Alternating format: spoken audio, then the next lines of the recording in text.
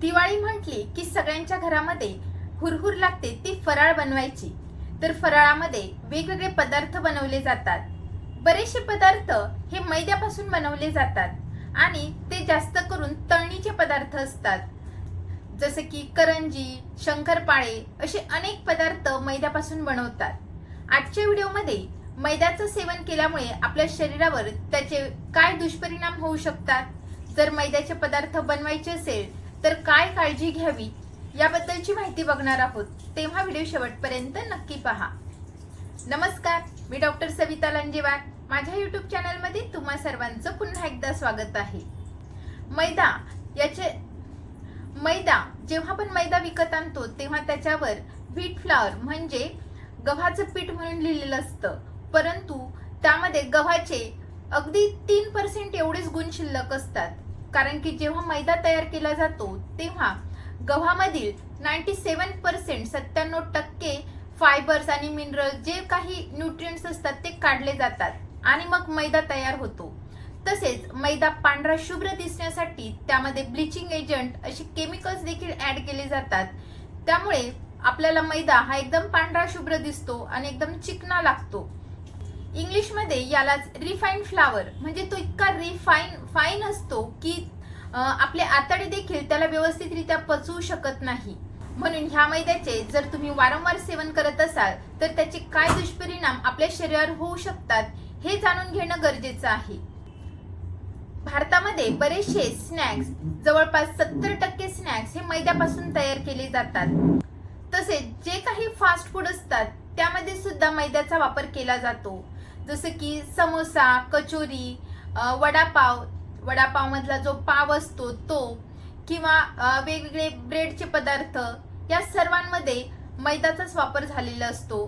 तसेच मुलांसाठी pizza, burger यासारखे जे पदार्थ असतात ते मैद्यापासूनच बनवलेले असतात। आणि मुख्य गोष्ट म्हणजे जेव्हा आपण बाजारातून असे तयार केलेले मैद्याचे पदार्थ घेतो ते सर्व पदार्थ रिफाईंड ऑइल मध्ये तयार केलेले असतात किंवा पाम ऑइलचा त्यामध्ये यूज झालेला असतो। त्यामुळे अशा प्रकारचे पदार्थ खाल्ल्यामुळे आपल्या शरीराचं अधिक नुकसान होतं। आता आपण बघूयात आयुर्वेदामध्ये ह्या मैद्याचे काय गुणधर्म आहे। तर मैदा हा पचायला जड गुरु आहे, आपल्या शरीरामध्ये कफ दोष वाढवण्यासाठी कारणीभूत आहे, तो आम्लधर्मी आहे, आम्लता वाढवणारा आहे, म्हणून आपल्या शरीरातील पित्त दोष यामुळे वाढू शकतं। जर तुम्ही वारंवार मैद्याचे पदार्थ खात असाल तर तुमचं अग्निमांद्य होऊ शकतं आणि आपली भूक कमी झाल्यामुळे पचनक्रिया पूर्ण बिघडते। आपल्या शरीरामध्ये आमविष तयार होतो। आमविष म्हणजे काय, त्याचं टॉक्सिन कसं तयार होतं याबद्दलचा व्हिडिओ मी बनवला आहे, तो तुम्ही बघू शकतात। तसेच पोटफुगी होणं, गॅसेस होणं असे प्रकार देखील मग यामुळे बघितले जातात। आता आपण बघूयात मैद्याचे पदार्थ खाल्ल्यामुळे आपल्या शरीराचे काय नुकसान होऊ शकते। तर सगळ्यात पहिलं म्हणजे बद्धकोष्ठता, पोट साफ न होणं, कॉन्स्टिपेशन। बऱ्याच वेळा तुम्ही ऑब्झर्व केलं असेल की ज्या दिवशी तुम्ही मैद्याचे पदार्थ खाल्ले तर नेक्स्ट डे त्याच्या दुसऱ्या दिवशी तुमचं पोट साफ होत नाही किंवा जसं हवं तसं पोट साफ होत नाही। बऱ्याच जणांना तर शौच सुद्धा होत नाही। मैदा हा पचायला गुरु सांगितला आहे, जड सांगितला आहे, त्याचा अतिरिक्त भार आपल्या पचनक्रियेवर येतो आणि ह्या मैद्याच्या पदार्थांचे व्यवस्थित पचन न झाल्यामुळे कॉन्स्टिपेशन सारखी तक्रारी बघितल्या जातात। मैद्यामध्ये कुठल्याही प्रकारचे फायबर्स नाही। मैदा हा एकदम रिफाईंड आहे, म्हणजे आपल्या आतड्यांना तो चिपकून राहतो, त्यामुळे शौच साफ होत नाही। दुसरा साइड इफेक्ट म्हणजे मैद्याचे पदार्थ खाणाऱ्यांचं कोलेस्ट्रॉल हाय होण्याचे जास्त चान्सेस असतात। मैद्यामध्ये स्टार्च भरपूर प्रमाणामध्ये असतात, कोणत्याही प्रकारचं फायबर्स नसतात किंवा व्हिटॅमिन्स नसतात, त्यामुळे आपलं वजन वाढण्याची जास्त शक्यता असते आणि वजन वाढल्यामुळे कोलेस्ट्रॉल वाढण्याची जास्त शक्यता असते, ट्रायग्लिसराईड वाढण्याची जास्त शक्यता असते। एकूण एक आपल्या शरीरामध्ये चरबी जमा व्हायची जास्त शक्यता होते। तिसरा साइड इफेक्ट म्हणजे शुगर वाढण्याची जास्त शक्यता। मैद्यामध्ये स्टार्च जास्त प्रमाणामध्ये आहे, हाय ग्लायसेमिक इंडेक्स आहे, त्यामुळे इन्सुलिन रेजिस्टन्स निर्माण होऊन आपल्याला ब्लड शुगर लेवल हाय होण्याचे जास्त चान्सेस असतात। बऱ्याच जणांना टाइप 2 डायबिटीज लवकर होण्याचे चान्सेस असतात। म्हणून जे लोक वारंवार आणि जास्त प्रमाणामध्ये मैद्याचे पदार्थ खात असतात अशा लोकांचं शुगर नेहमी हाय झालेलं बघितलं जातं. मैद्याचे पदार्थ खाणाऱ्यांचे हाडे कमकुवत होतात. जेव्हा मैदा तयार केला जातो तेव्हा गव्हातील सर्व फायबर्स काढले जातात आणि मग तो मैदा तयार होतो आणि फायबर्स वगैरे सगळे न्यूट्रिएंट्स काढल्यामुळे मैदा हा आम्लधर्मीय होतो, ऍसिडिक होतो. त्यामुळे वारंवार याचं सेवन करत राहाल तर आपल्या शरीराची ऍसिडिक लेवल वाढते, आम्लधर्मता वाढते. त्यामुळे आपल्या हाडातील कॅल्शियमचं शोषण ते करतं. म्हणून अशा लोकांमध्ये हाडे कमकुवत बघितली जातात. मग अशा लोकांना सांधेवात लवकर होऊ शकतो, अंग दुखण्याचा त्रास होऊ शकतो किंवा थोडंही चाललं तर थकायला होतं. मैद्याचे पदार्थ खाल्ल्यामुळे आपली रोगप्रतिकारक शक्ती देखील कमी होते. मैद्यामध्ये कुठल्याही प्रकारचं न्यूट्रिएंट नाही. आपल्या शरीराला संतुलित आहाराची गरज असते, ज्यामध्ये proteins, carbohydrates, essential fatty acids, vitamins, minerals, calcium हे सर्व घटक आवश्यक असतात आणि त्यामुळे आपली जे रोगप्रतिकारक शक्ती आहे ती टिकून राहते.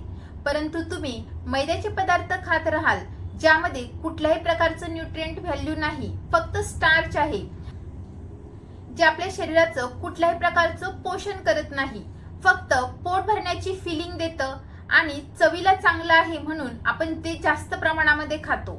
म्हणून अशा लोकांची रोगप्रतिकारक शक्ती कमी होते आणि अशी लोक वारंवार आजारी पडतात.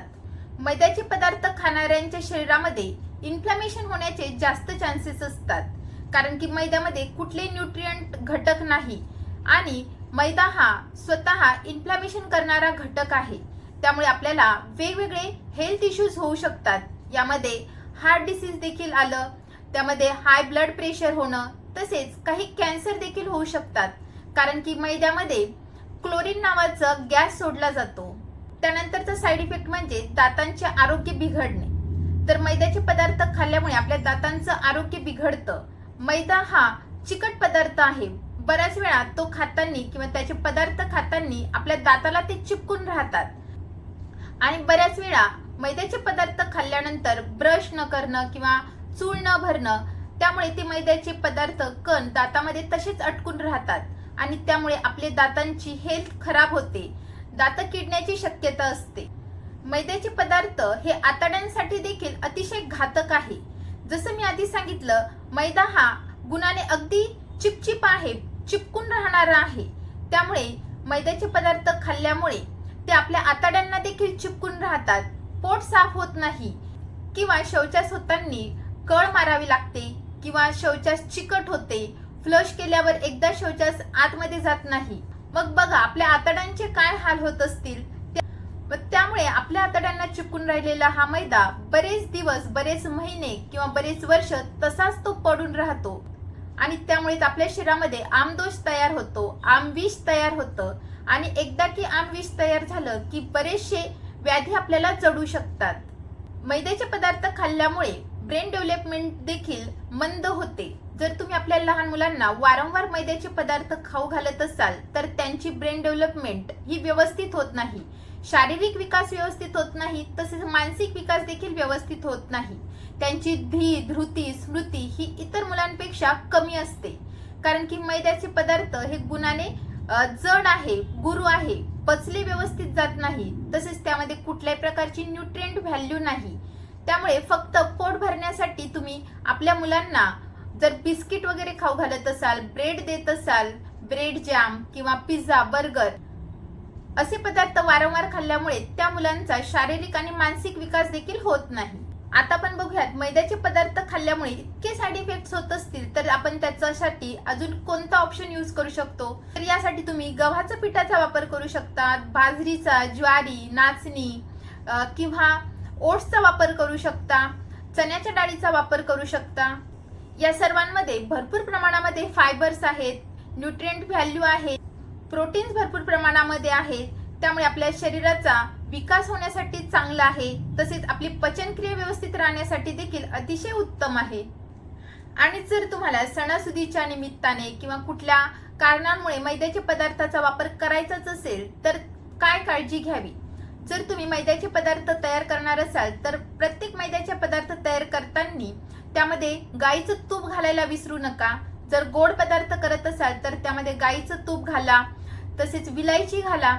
त्यामुळे आपली पचनक्रियेवर एक्स्ट्रा ताण येत नाही आणि पचन व्यवस्थित व्हायला मदत होते. कारण की विलायची किंवा इतर जे मसाले आहेत ते पचनक्रिया व्यवस्थित ठेवण्यासाठी उपयुक्त आहे. जर तुम्ही तिखट किंवा खारे पदार्थ तयार करत असाल तर त्यामध्ये काळे मिरे घालणं किंवा ओवा घालणं, त्यामुळे त्या पदार्थांचं व्यवस्थित पचन होतं.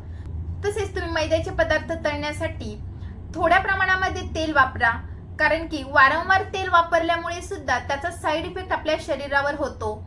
जेवढे तुम्हाला पदार्थ तळायचे आहेत त्या हिशोबाने छोट्या कढईमध्ये तेल घ्या किंवा तूप घ्या.